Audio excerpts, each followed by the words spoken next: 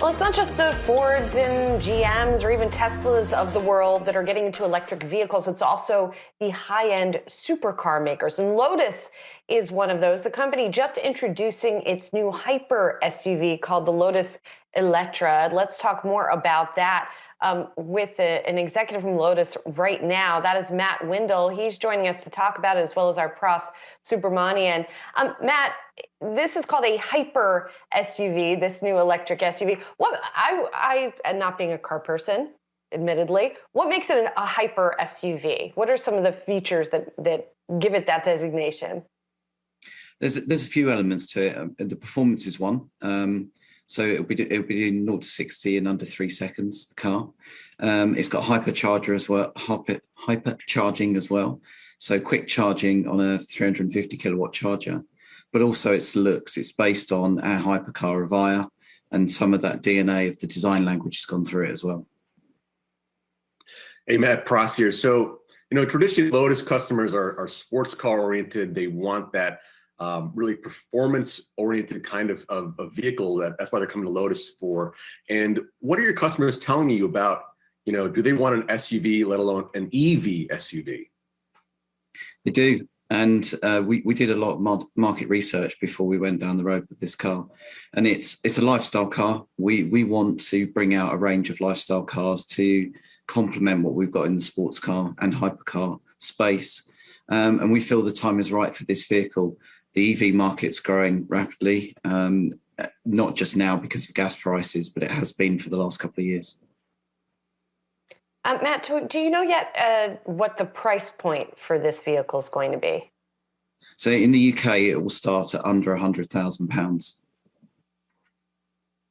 Hey, Matt. Part of the. I'm sorry, Julie. So Matt, so part of the plan for you guys is it's a full EV roadmap. You guys are going to have 3 more EVs coming out through 2026, I believe, a sedan, a sports car, and another SUV. Tell us about that segmentation. Why do you think that works for Lotus going forward? They're popular segments. They're growing segments. They are bigger cars as well, appeal to the Chinese market, and they appeal to the American market. And these are areas where we see a big segment of the sales going. And as I said, we want to have a car for every stage of your life. So whether you have the sports car at the start and then go back to it afterwards, but when you've got the family and you need to move things around, you've got the option with Lotus as well. Right. So you guys are kind of putting out all these options for your customers going forward. And part of that is a big investment, I imagine, from the company side to make these cars. And I know you're using a kind of a common platform for the EVs, but part of that big investment has come from Geely. You're the new owner of Lotus for a few years now. Tell us about that relationship. And does Lotus finally have the money and resources it needs to see this path forward? We do. And Geely have been incredibly supportive as our majority shareholders. And the plan was there. I think they've shown the evidence through what they've done with Volvo and Polestar, and we're following on that same path as well. So it's a very exciting time for us. We've got 3 new cars going into production over the next 6 months. And then, as you say, we'll be launching another 3 over the next 4 years. So it's very busy times here. Lotus, as you say, owned by Geely, as we've been talking about, Chinese company, has a long legacy in the UK, however, where your headquarters still is, and some of your manufacturing is as well. But it's my understanding that the new car is being made in China. How do you guys determine what's still made in the UK, what's made in China, and how those supply chains work? So we want the sports cars to stay at the centre of the brand. We mentioned it earlier.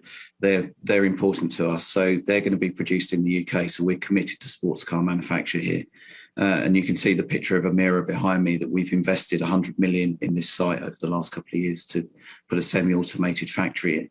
And what we've decided to do is the lifestyle vehicles will be produced in China. With the amount of growth that we've got and the volume targets we've had to split the manufacturing locations. Hey, Matt, one last question here. I want to pivot back to that Emira, the gas-powered sports car. I saw that in New York late last year. It looked pretty cool. I'm just curious how that's going in terms of the launch, international launch for that car. How soon will we see in the States? And will we see a potential hybrid or EV version of that car in the future? So well, we met in New York, didn't we? So that was nice. But so the rollout's going well. Production started. We're going to start customer deliveries very soon in the summer. It'll be later this year that we get the cars over into the States because of the homologation that we need to do. And at the moment, we're planning to just do this as an ICE car. There are 2 engine options, and then the next sports car from us will be all electric, and that's already started down in the design studio, and I'm very excited about that car. Berkshire, and it will come in 3 versions, one of which is full electric. Here with more, we've got Bill Peffer, who is the Maserati America's head, and also riding with us for the chat, we've got Yahoo Finance's Pros Supermanian.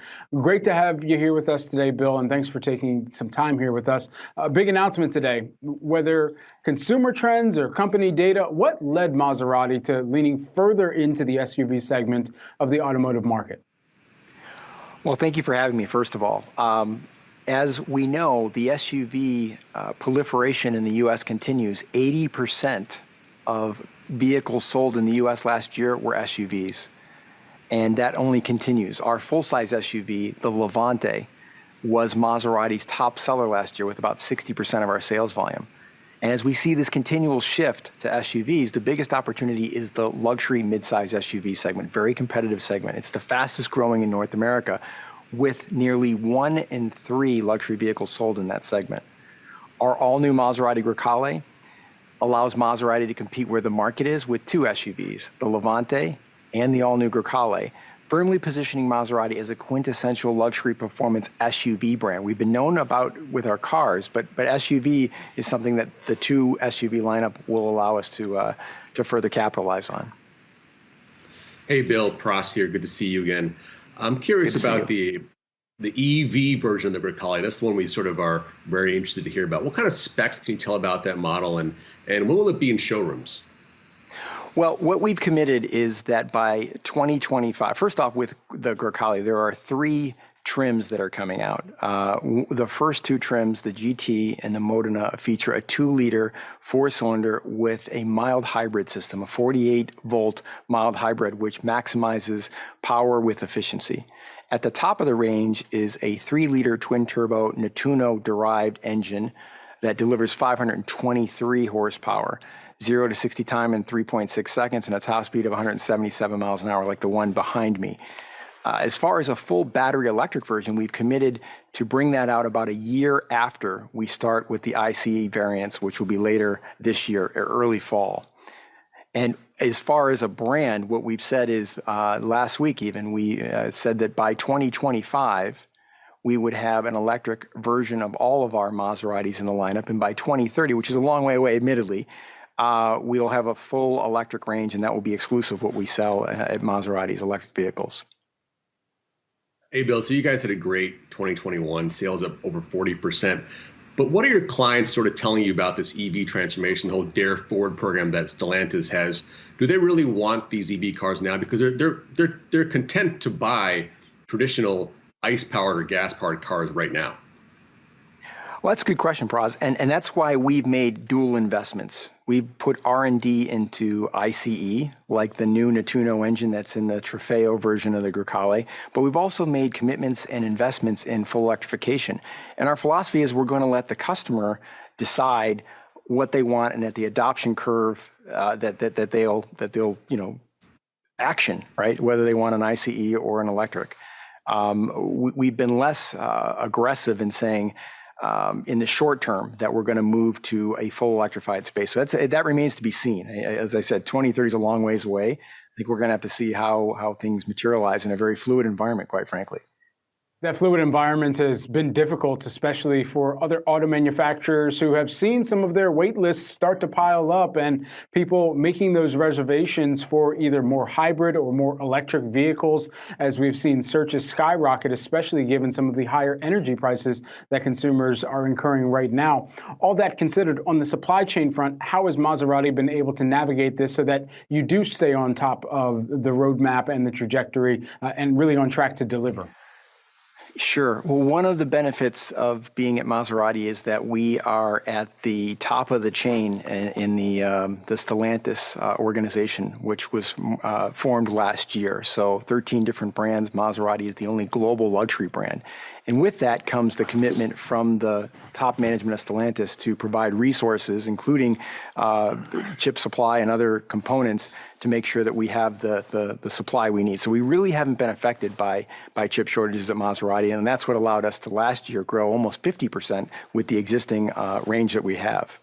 The demand for cars has been a major storyline in this pandemic recovery that holds across all categories, including luxury vehicles like Lamborghini. They reported last week that they had their best results in sales turnover and profitability ever, highlighted by 13% year-over-year growth. For more on this, let's bring in Stefan Winkelmann, Lamborghini chairman and CEO, alongside our very own Yahoo Finance Autos reporter, Pras Subramanian. Stefan, it's great to have you on the program today. I want to ask just for the broad highlights in 2021. I understand that it was really boosted by the sales specifically of that Urus SUV. Tell us about the highlights of your year's performance. As you told us, the first highlight is the sales. So we delivered 8,405 cars. We had a record turnover of 1.95 billion euro, which was leading up to a operating profit of 393 million euros, which was a return on sales of 20.2%. So this for us in every single point was an absolute record, which was coming from, let's say, the high demand of our super sports car, the fact that everybody was asking for more options, for more individualization, and also the mix of our cars was very positive. And as we speak, every day we are selling more cars than we are able to produce. So we have a very long order bank, which is, let's say, 1 year waiting time if you buy a car today. Hey, Stefan, Pras here. You know, I was on the, I was on the Premium Brands Roundtable that you had last week, and you mentioned the overcoming the Felicity Ace sinking and able to replace those one-of-a-kind Lamborghini Aventadors. How are you guys dealing with things like that in terms of supply shortages and chip shortages and having to replace cars because of things like unheard things like ship sinking and a Russia-Ukraine conflict? Since last year, we have increased our production from the year 2020 to help to shorten, let's say, the waiting time. This was one thing we needed to do.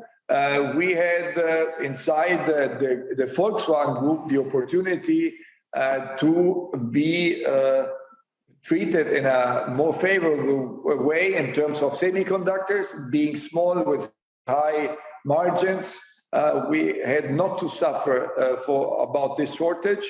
Then the ship which were sinking, there were 85 Lamborghinis on board.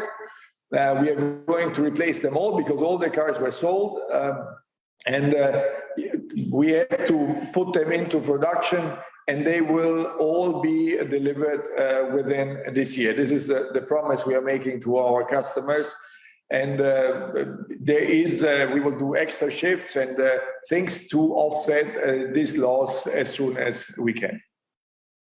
You know, I'm sure that's welcome news to hear for your clients with cars on that ship. Looking ahead to 2023 and beyond, I know you guys are on track to update the Aventador with a new one that will be powered by a hybrid powertrain. I believe this will be all new for Lamborghini. We'd love to hear more about that hybrid powertrain and that game plan. And then also to see if you guys are still on track for the full EV model to come out in the latter half of the decade.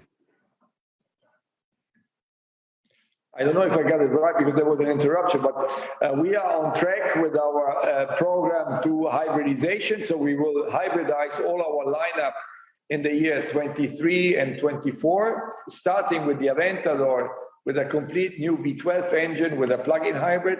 Then in 24, we will have the Urus, and at the end of 24, the replacement of the Huracan. All will be plug-in hybrids, and we will reduce the CO2 emissions in comparison of today by 50% at the beginning of 2025, when all these cars will be in production. What we have to promise, what we have to keep, is the fact that the new generation of cars has to be more performing than the one we have today. So this is a must for a performing or for a super sports car company like Lamborghini. And then, Stefan, last question here. I want to ask just kind of about the structure of not just Lamborghini, but the portfolio of other companies that you're also tied together with, like Volkswagen. Some discussion about a IPO that would spin out the Porsche brand. Wondering if Lamborghini has any sort of kind of say in that possible transaction, and whether or not maybe an IPO specifically for your brand could be coming down the pike as well. So this is not me to decide, but we heard from previous communications that there is no IPO planned for Lamborghini at time being. Now, while there are plenty of newcomers to the auto market, one of the most storied brands, Mercedes Benz, is adding its own luxury spin. Yahoo Finance's Pras Subramanian is here with more context for us. Pras? Thanks, Rochelle. I'm here with Mercedes-Benz US CEO, Dimitri Soulakis. Dimitri, thanks so much for joining us. I want to start right away with 2021. You guys had a strong year, sales up 1%, but Q4 a little bit of a dip there. Is that due to sort of like supply constraints that you guys are facing? And is that something that will extend into the current quarter? Hello, good afternoon, Pras. 21 was a very good year for us, especially taking into account the models that we launched in 2021. But we had to face the challenges. The industry was in a constraint with the semiconductor crunch. Mercedes-Benz also was a victim of this challenge. So Q4 was a weak part of the year. But looking to 22, we have a better start in the first quarter, and we expect things to get better in the second half of the year. So one of those products out late last year, was the EQS electric sedan. Let's talk about more of this, about the EV game plan for Mercedes. You guys have sort of been pushing this initiative quicker than your rivals have, getting more to market faster. What do you think EV leadership looks like from Mercedes' point of view? We're very, I would say, demanding to this end. Our strategy is to become the most desired electric vehicle brands in the US. In the luxury segments.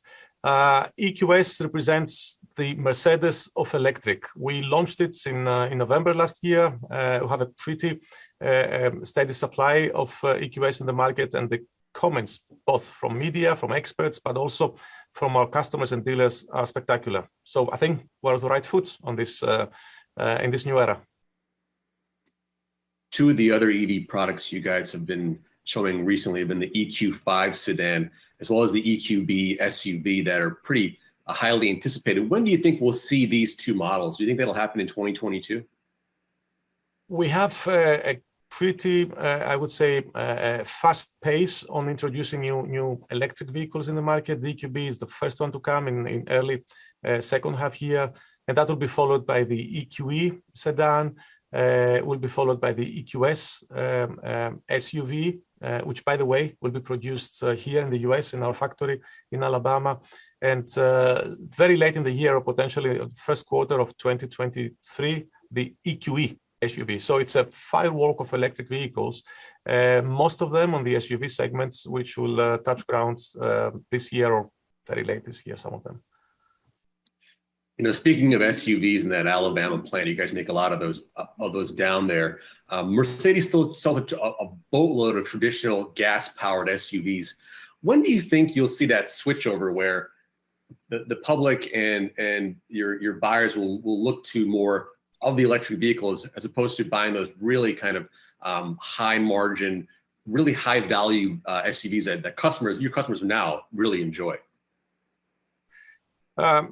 Nobody can give a specific date when, let's say, the industry or let's say demand will tip from the internal combustion engine to the electric vehicle engine. We're prepared. We're very flexible, producing both in our factories. Very much depends also on infrastructure and the speeds of developing infrastructure in the country. And more than that, customers getting familiar with electric vehicles, being acquainted with the charging procedure. So we are very optimistic that this will come faster than anticipated. Automaker Bentley just announced plans to invest more than $3 billion over the next decade to become a fully electric vehicle brand. Yahoo Finance's Pras Subramaniam just spoke with Bentley's CEO Adrian Hallmark earlier today about that plan, and Pras joins us now. Pras, fully EV by 2030, that is an ambitious goal. Yeah, it is, Karina. For a very storied brand like Bentley, they're going to invest $3.5 billion, like you said, into their factory in Crewe, England, to build these EVs. The first of which that will come out in 2025. Earlier, I spoke to CEO Adrian Hallmark about that and about the brand's transformation into that EV future. Let's take a listen. First of all, the announcement that we will build the first of our new BEV family here in Crewe is the news for colleagues. And that's really important because it's not just about the first car. It's about transforming the factory to be able to build subsequent battery electric vehicles. So the $2.5 billion investment that we've committed is for both transformation of this 75-year-old site, as well as full transformation of 5 products over 5 years from combustion engine through to full battery electric vehicle. It's probably the most bold, radical plan that the company's ever had since the company was started. I know many of the workers there and the team at Crewe are very excited about this transformation. You also mentioned that the new EV will be built there starting in 2025. What can you tell us about that vehicle, and will it be based on that stunning EXP 100 GT concept we saw a couple of years back? Mm-hmm. So I can't give too much information away about the car yet for competitive reasons. What I can say, though, is the following. We aim to create a product that is first and foremost a Bentley. It's strong, it's proud, it's thoroughbred, it covers long distances in refinement and comfort, and it's fast. That's the essence of the Bentley brand. And of course, the craftsmanship and inspiration you get when you see our products will be built into those new family of battery electric vehicles, together with even more digital content than we've ever had before. So it will be another step change in our craftsmanship, technology, and performance, just like we've delivered with the current range of cars. As far as what it will look like and what it will, where it will fit in the marketplace, I can't comment yet on the body style, the number of doors, the ride height, the width, or the whole description of the car. That's competitive, and we'll do that a bit closer to the launch. But believe me, it's a game changer, it's exciting, and it's a real Bentley. So you talk about real Bentleys. What are your clients telling you about EVs? Do they want their Flying Spur sedans and their Bentayga SUVs to be all electric? Do you think the current order book is affected at all by EV demand? It's interesting if it is, because we started the year in the best position in 2021, best position we'd ever been in as a company in terms of forward orders. When we started 2022, we were some 30% higher orders than we started the year with. Now, it's a lot of math, but if you think we grew 31% last year, but the order bank also grew by another 30%, it means that whatever we've said about sustainability has resonated. It definitely hasn't damaged the current demand and current performance. And a good indicator is the only car that we had available with electrified powertrains in 2021 was the Bentayga hybrid. And that went from 0 in the year to 20% of the Bentayga mix without any push. So this year we've launched the Flying Spur hybrid, and we're confident that the mix will be similar. And finally, 4 years ago, we looked at research in our customer world, both existing buyers, but also people that buy other luxury vehicles of the same price bracket. And around 30% of people 4 years ago in our segment said that they were thinking of an electric car in the next 5 years. That figure has now doubled to more than 60% of luxury buyers and intenders wanting to seek an electric car in the next 5 years. So we think the timing of 25 for the first and to fully convert to battery electric by 2030, we think we've caught the inflection point, we've caught the technology wave, and we've certainly responded slightly in advance of customer demands, but they're coming with us. You know, we talk about this green tidal wave for EV, not just from the demand from customers, but also from automakers like Bentley and others. You guys have committed to an EV future, full EV future by 2030, and so has your rival Rolls-Royce. What do you think sets Bentley apart from them and another in the high-end space where Aston operates, and so will Ferrari soon? It's quite interesting because there are 6 pure luxury players out there. There's other companies that do cars that are more expensive than their base cars, but if you look at the 6 luxury players in the world, 4 of them are based in the UK and 2 are based in Italy. Lamborghini, Ferrari, Aston, Rolls, McLaren, and Bentley.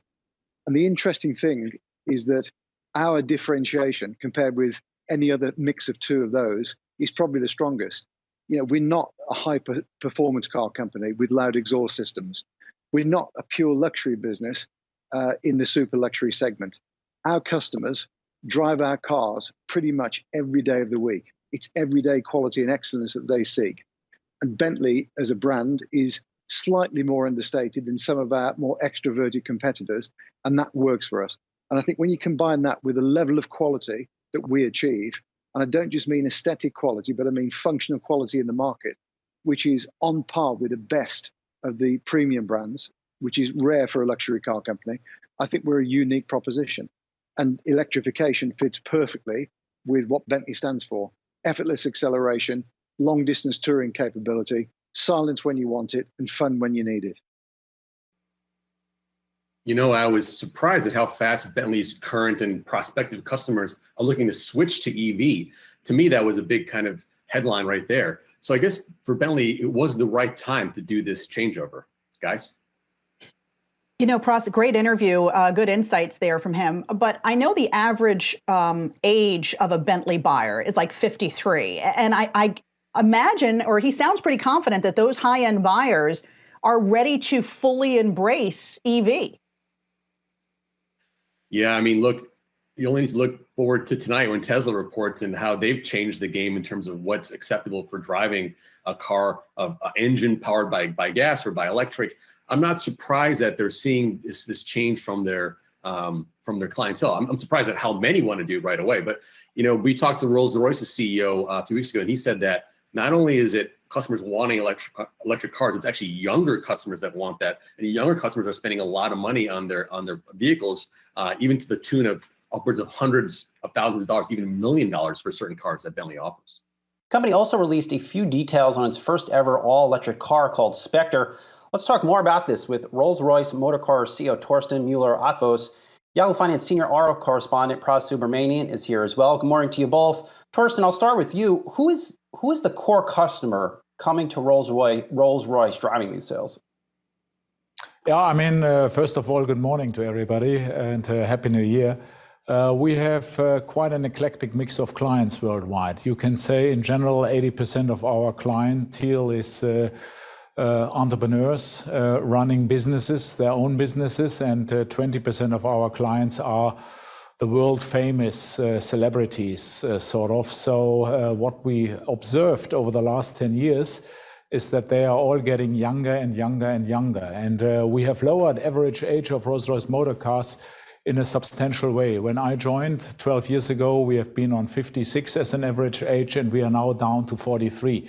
And that's a substantial, let's say, change since then, because you can make up your own math. For everybody who is around 60, you need at least some who is around 20. And I think that is great. We have also seen a dramatic shift from being chauffeured in a Rolls-Royce to I drive myself and I sit behind the wheel. Was it formerly 20% self-drivers, 80% chauffeuring? It is exactly opposite now. It is 80% self-driving, 20% chauffeuring.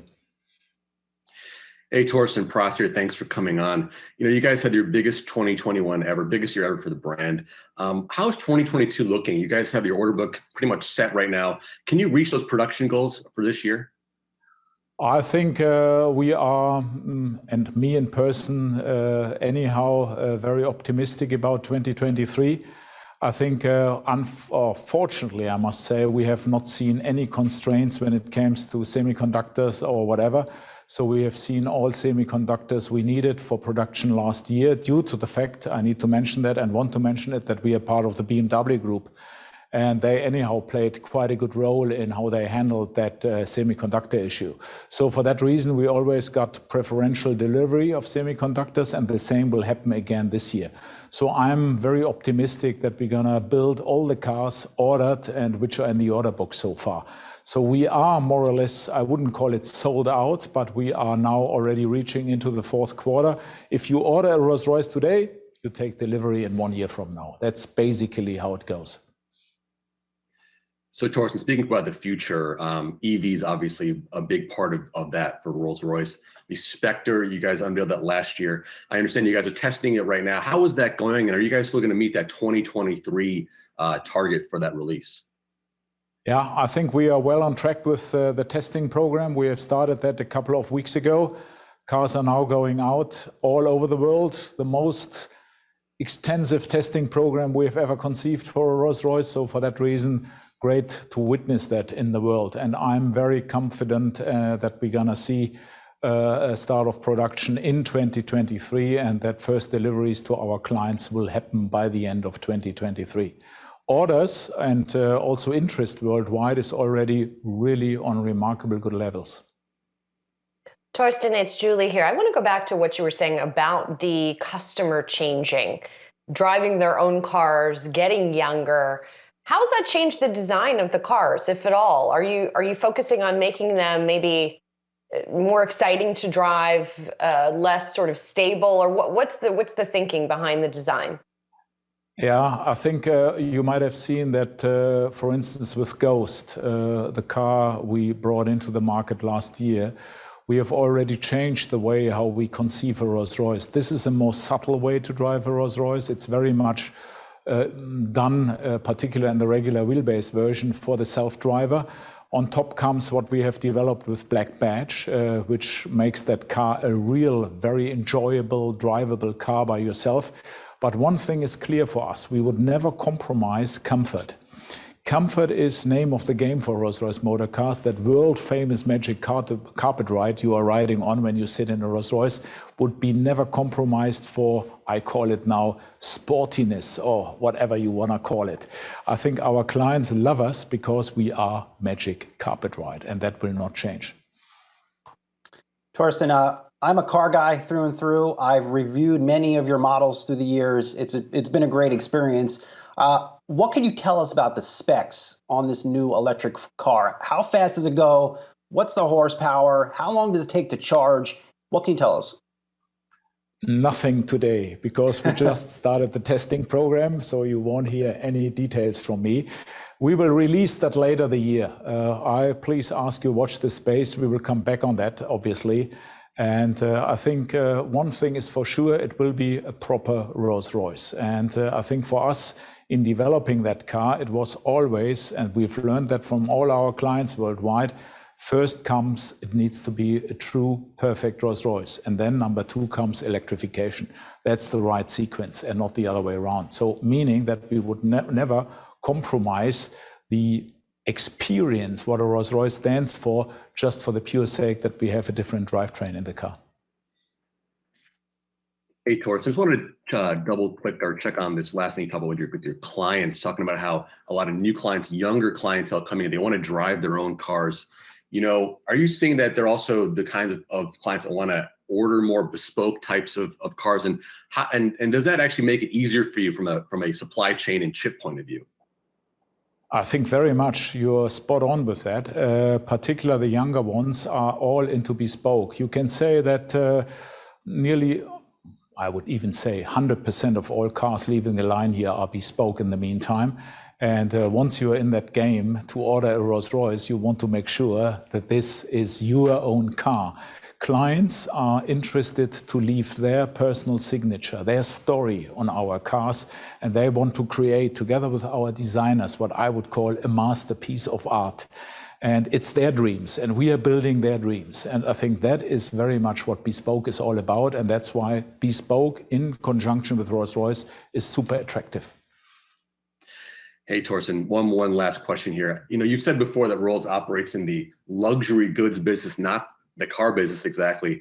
What are your clientele telling you about, you know, the future, where they see markets right now? Are they kind of concerned about where the global economy is headed? I mean, global economy is always something we watch closely because we are not immune against any, let's say, recessions worldwide. We have seen that in some years to happen. On the other side, we're also profiting when the economy is doing extremely well. And that relates back to what I said in the beginning, the structure of our clients. That is very much 80% business owners. And for that reason, if their business is good, also their appetite for ordering luxury goods is good. So I think we are here in the same league as all luxury goods manufacturers. When the appetite is around and when the mood is perfect, then people are there to flesh out the money and to spend money for luxury goods. And we see exactly the same happening for Rolls-Royce. We're talking the pinnacle of sport, luxury racing vehicles, Lamborghini, of course. The CEO from Lamborghini, Stefan Winkelmann, is joining us now. He's the chairman and CEO at Lamborghini, along with Pras Subramanian, my fellow car geek. And I'm going to turn it over to you, Pras. Hey, Stefan, thanks again for joining us. Really appreciate it. So wanted to ask you about 2021. We spoke earlier this year. You said that the year was actually trending better than 2019. How are things going so far as Q3 has come to an end and Q4 is starting to finish up?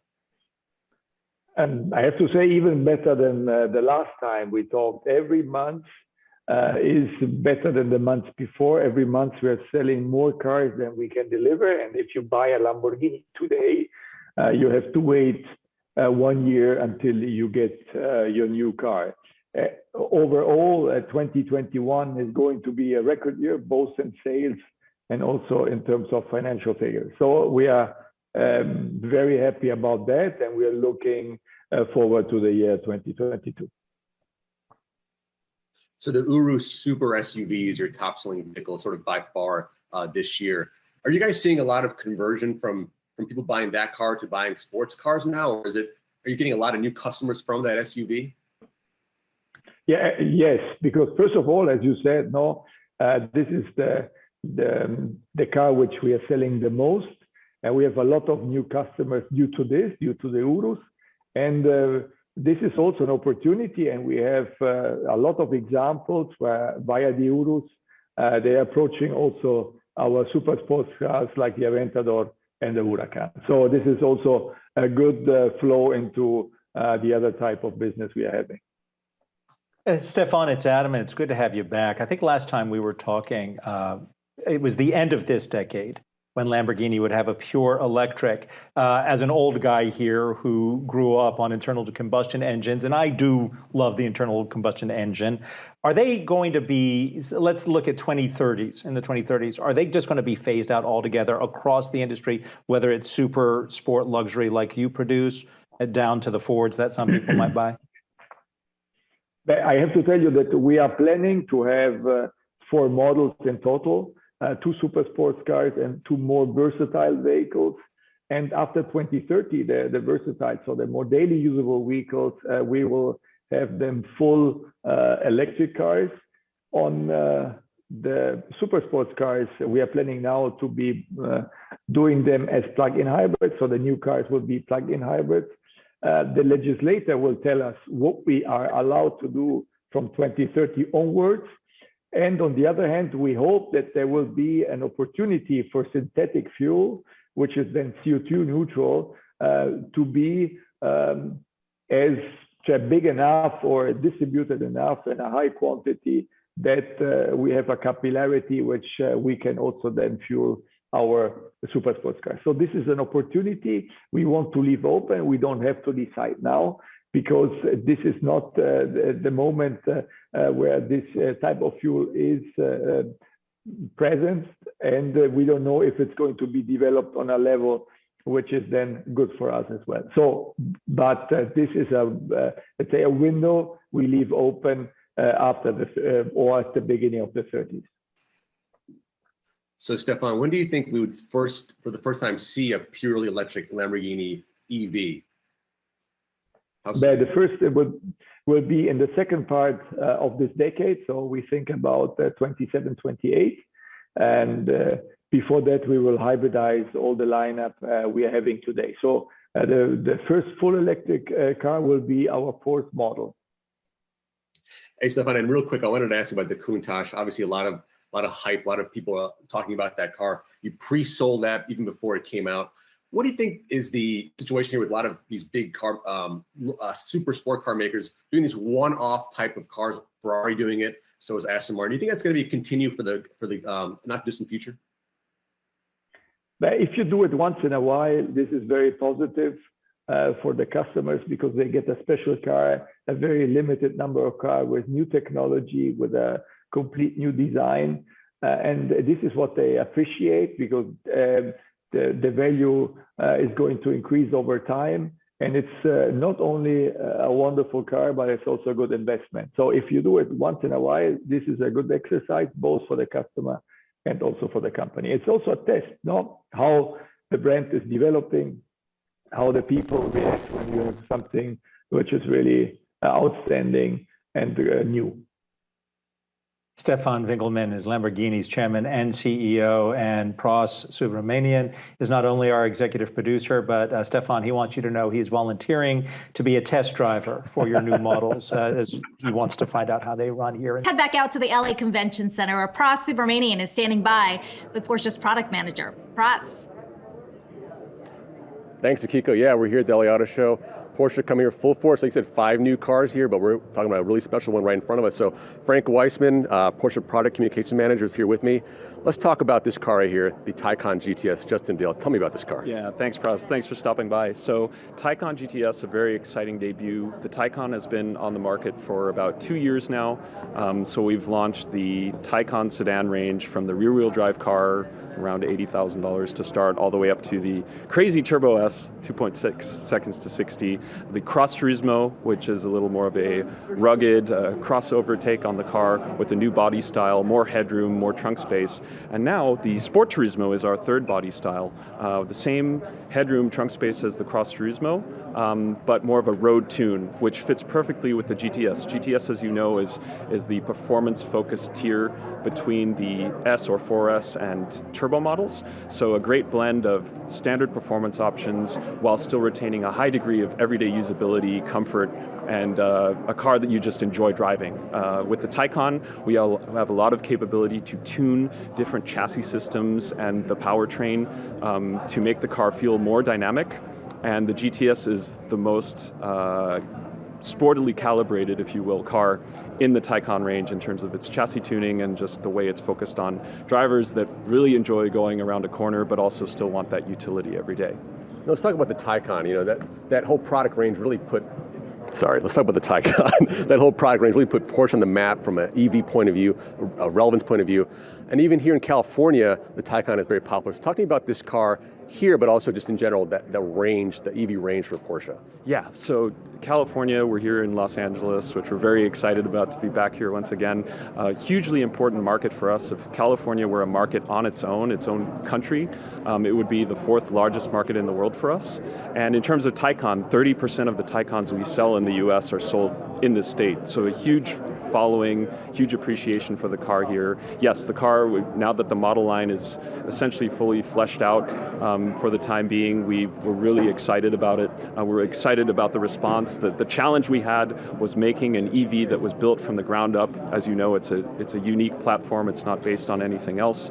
But also making it a compelling car to drive, making it appealing to new customers, but also to true Porsche enthusiasts. And the response we've been getting is that we've done that well, which we like to hear. But we continue working on the car every day to make it better and better. And the Taycan GTS is the latest iteration of that, 3.5 seconds to 60, but with everyday utility. You could charge it at home. You could charge it in the ever-expanding network of high-speed chargers. So the best of both worlds. And we're really excited to be in this space with the Taycan and that it's doing so well. Let's chat about more about the enthusiasts here with regards to EV, and I'm talking about the Mission R right behind me, the electric sports car. Now I know this is a concept, but are we going to see a world where this is going to be raced really in tracks across the world? So those are the exact thoughts we're having. Porsche sells race cars. We sell them through Porsche Motorsport, in this case in the US through Porsche Motorsport North America. So that's where our racing customers that race in series like the Michelin Pilot Challenge with something like a GT4 Club Sport, or the Carrera Cup North America series with the 911 GT3 Cup car. They are customers of Porsche through Porsche Motorsports. The Mission R is an outlook on what customer racing in a one-make series, where everyone has the same car and the same chance of winning depending on how good of a driver they are and how they set the car up. The Mission R is an outlook on what that could look like in a number of years. So as you said, it's a concept right now, but we're thinking about a potential future with an all-electric one-make racing series to continue to be able to offer customers that want to go racing an opportunity to do so with Porsche, even when it's no longer necessarily with a combustion engine-powered race car. So this car has technology that won't be out today, won't be out tomorrow, but you may find some of it in a race or road car in the future. Motorsport has always been our test bed, so the Mission R is another step into the future in that direction in terms of sustainable, fully electric motorsport potential at Porsche, because we're always thinking about racing. That's part of the reason what brought us to where we are today. So does this Mission R maybe hint at a possible Porsche EV sports car? Not at the moment. Those are obviously thoughts we're having. We're looking at that potential. As you know, the 911, for example, has the potential to be made a hybrid in terms of its architecture. But that's not a decision that has been made yet. When we look at sports cars in particular, we're concerned about weight. We're looking at performance. We want that driving potential in terms of the car's capabilities, but also the enjoyment to be there. So I wouldn't rule it out, but we've not made any decision or announcement on an all-electric two-door. The Taycan is our electric sports car right now, and if you've seen the car perform on track, you've, I think, had the chance to drive it. I'm sure you can attest that we're already pretty well established in that space for now, but stay tuned. As you know, we have plans to electrify more cars, more model lines of ours in the future. The Macan will be the next one. We will be showing a Macan EV to the public as a road car in a few years' time, and the plan will evolve from there. But stay tuned. Right. So we're talking about, the Taycan is here. Macan is the next one. You mentioned Macan is the highest volume seller, I believe, for Porsche. The EV model was announced. What do you know? What do we hear? What do we have in terms of details about that car and release date and things like that? Yeah, so we said that the Macan would be fully electric, the next generation. We recently refreshed the existing car, which will be available for the next couple of years. What we're doing is we're looking at each market and each customer individually in terms of what are the regulations to sell cars, which are ever changing, and something we obviously focus on a lot, and then what are the customers saying? The EV infrastructure, charging infrastructure is different from market to market.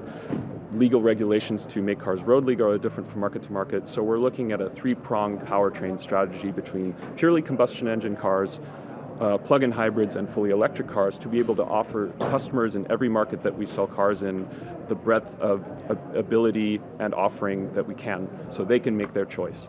And the Macan EV will be the next step in that. Again, we haven't announced an exact date. We'll still take some time, but we have announced that it is coming. And we're looking forward to sharing more details in due course. And talking about that car and other gas-powered cars that many enthusiasts love, Porsche's working with e-fuels. Was talking to someone about this, about they're basically synthetic fuels that you can make from all renewable power. What's the purpose of that initiative for Porsche? And is it more about ways to help countries that have stiffer emission standards keep these gas-powered cars on the road?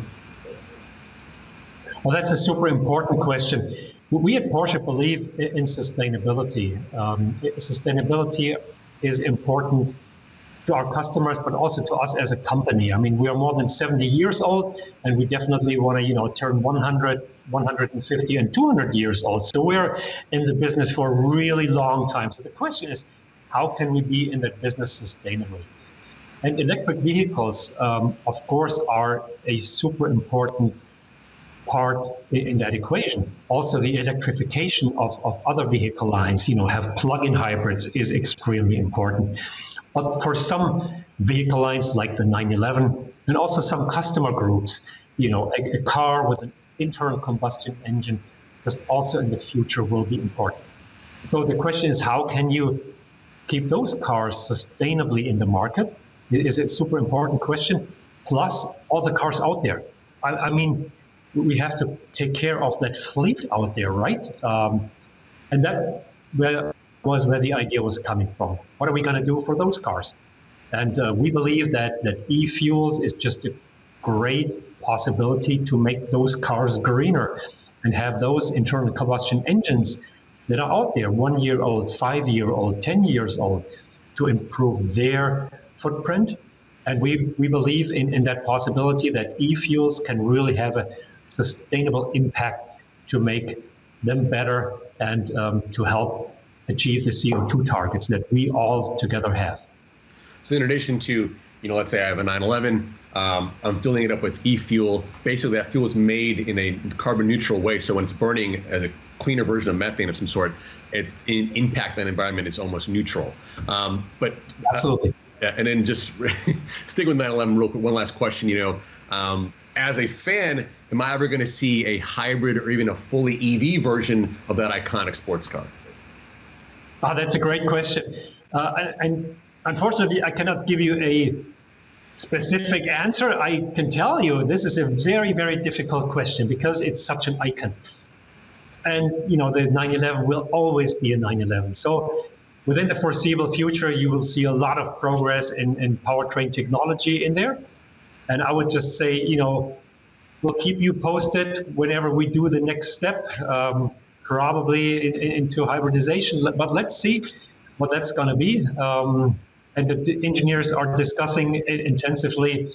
It is really open what we're going to do there. One thing is for sure, we always have the engine in the rear. It's always going to remain a 911. And for the time being, e-fuels is going to be a great alternative there.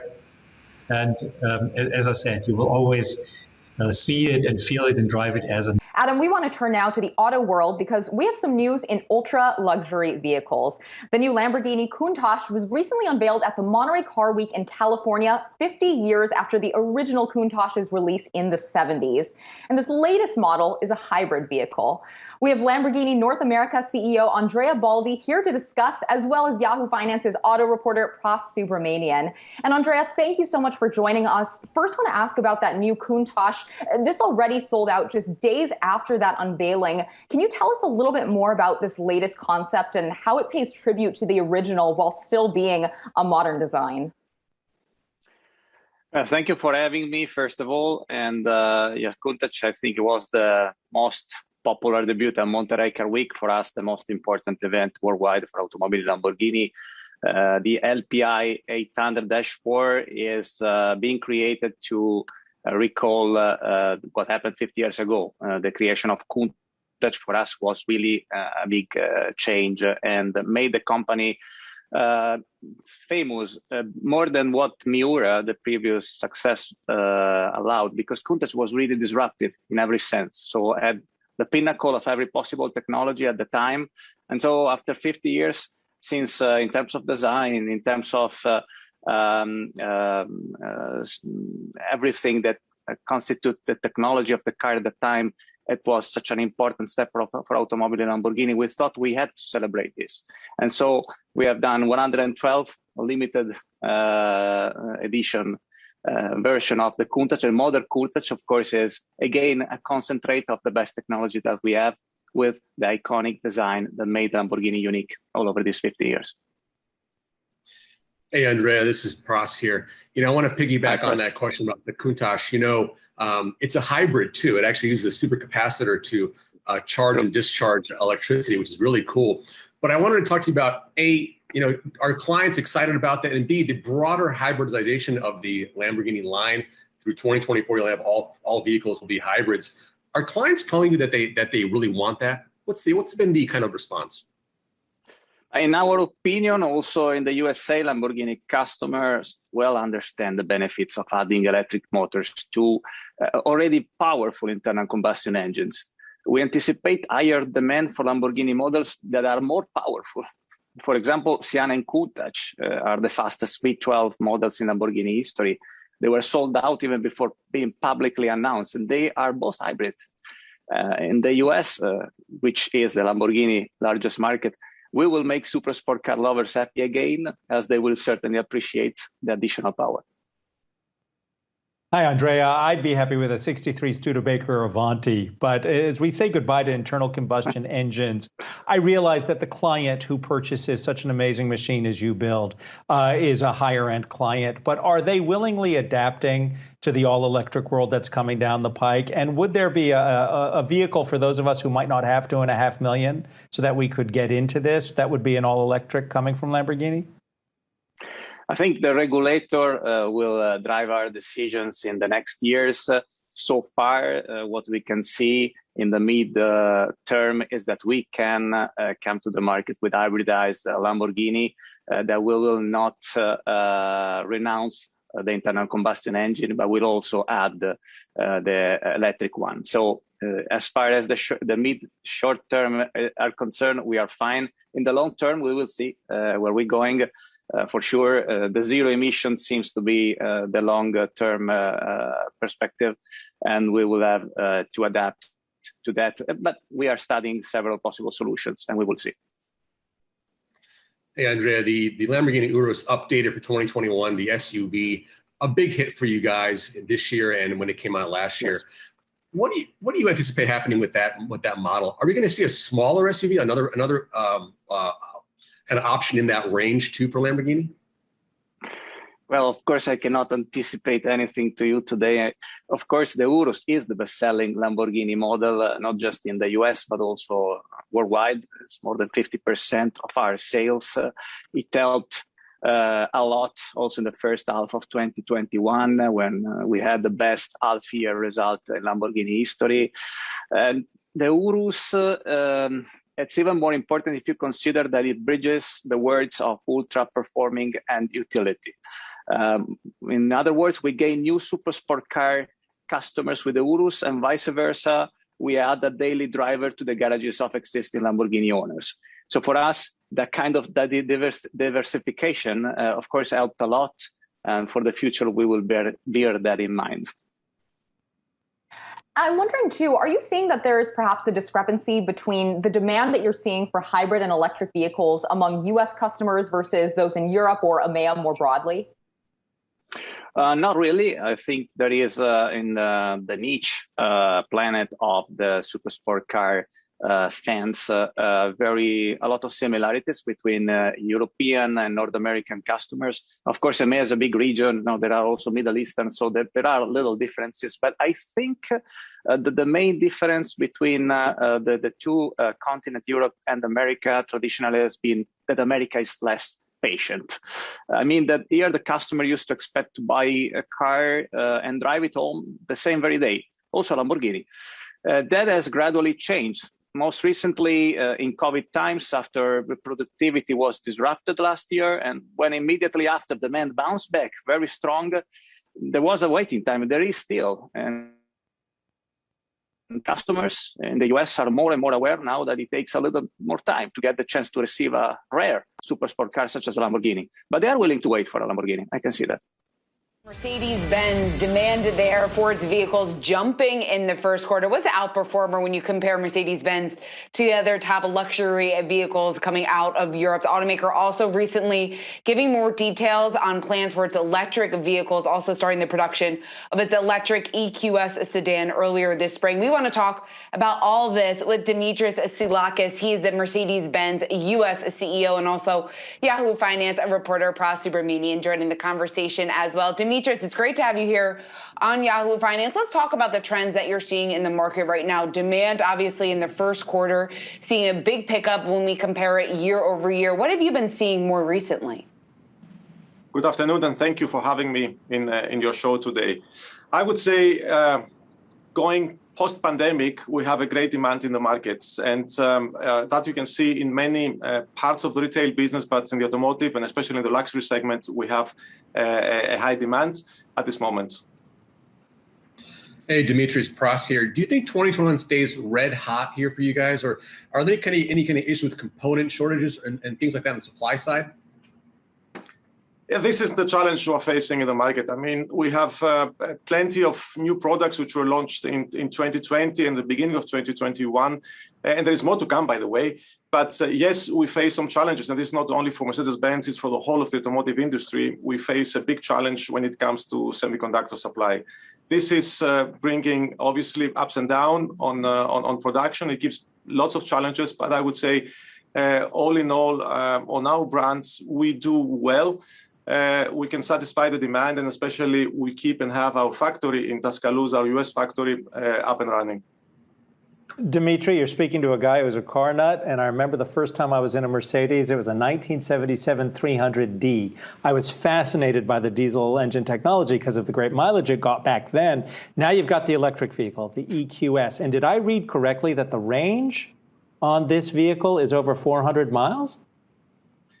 Yeah, so far we have the measurements which were done by WTP, by the European, authorities, and that is giving 770 kilometers. We're waiting for the EPA measurement, obviously, to see what will be the range as measured by American authorities. That will come out soon. But definitely, it's a very big and high range, and it's a beautiful car. So I hope we can lure you with this one, Adam. Hey, Dimitri. So, I know you guys had a small press preview for that EQS. It, looks pretty stunning. I'd love to see it in real life as well, along with Adam, I'd imagine. But I was curious, what are your clients telling you about that car? Are traditional S-Class buyers interested in electric vehicles too? First of all, Pras, I would say it's not only good seeing the vehicle, but I would invite you to drive the vehicle, and soon we'll have our test drive, and you'll be one of the first one to play with this car. But away from that, with the EQS, we're basically entering into the electric vehicle segments, and we enter with the Mercedes of electric vehicles. We're looking not only to move customers from the traditional, or let's say from internal combustion engine vehicles, S-Class, E-Class, whatever, into the EQS, but also we're looking to customers which already have looked and already have bought, let's say, electric vehicles today, would like to bring them into our brand and again, drive the Mercedes of electric. Demetrius, I'm curious just to get your take on this, because in order for EVs to really take off for popularity here in the U.S., we're going to need more charging stations. From your perspective, what are your thoughts on President Biden's plan just in terms of laying out and instituting more charging stations across the U.S.? Do you think it will be enough in order to meet that demand? It takes time. It's an infrastructure which takes time to build. I'm very happy to hear that the plans and also the incentives to push and move forward in an accelerated way of building infrastructure, building charging stations, creating the awareness, taking away from customers the worry, where can I charge my vehicle if I run out of energy? But at the same time, we do our job as manufacturers. We bring in the market beautiful new cars in different market segments, different price levels. And I think we also, from our side, we create the demand and we create the will to drive a different car, a vehicle which is environmental friendly, but at the same time, fun to drive and exciting when it comes to technologies. So we work from both ends, and we have to work in this way. But again, it's going to take time. It's not something which is switching from one day to the other. You had me at the AMGs. I mean, they are stunning vehicles. But I want to ask you, some of the car makers in the United States are committing to only produce electric vehicles by a certain date. Is that the kind of thing that Mercedes is? Have you already made a commitment at some point in the future, or is that coming down the pike? We follow customer trends, and we have to listen to what the customers say and what the customer wants. So at the moment, we offer and we start offering, obviously, more and more an electric vehicle range. We start with the EQS. There is up to the end of 2022, we'll have 5 electric vehicles in the market. So we move fast in this direction, but we let the customer decide what fits best. His driving habits, let's say, what is best for him. Definitely will come a time that the electric vehicles will surpass the internal combustion engine ones. But it's difficult to say if that would be in 5 years, in 7 years, in 10 years' time. But definitely the trend is towards electric vehicles. Hey, Dimitris, you mentioned that Tuscaloosa plant down in Alabama. Are you guys planning to expand production there, in particular with EVs too? Absolutely. Tuscaloosa is our base for the US. We have a very high output at the moment of GLE and GLS, which, by the way, the GLE is the most popular vehicle in the US market for our brand. And already the factory has been transforming to be able to produce the EQS SUV in the future and the EQE SUV. So 2 SUVs, which obviously will be very popular in the US market, taking into account that approximately 60% of our sales, 70% of our sales, are on SUVs. These two vehicles will be localized, and further to that, we're supporting with a battery factory, which will be close to our factory in Tuscaloosa, and will supply the very important component for an electric vehicle, and this is the battery pack. You talked about the different price points that people enter into the Mercedes family and then move up. How long do you think it'll be before this technology at the high end of what you offer comes down to the entry point for those of us who have limited budgets? I would say it's moving fast because, again, we follow the customer demand, and there is demand for more compact vehicles, say not only EQS or EQS SUV. And we launch in 2022 our smaller SUV, let's say, and this is the EQB. So that's much more affordable. I cannot talk about price yet, but it's going to be well more affordable, and obviously a beautiful, very dynamic SUV, which will bring in the market again in 2022, the second half of 2022.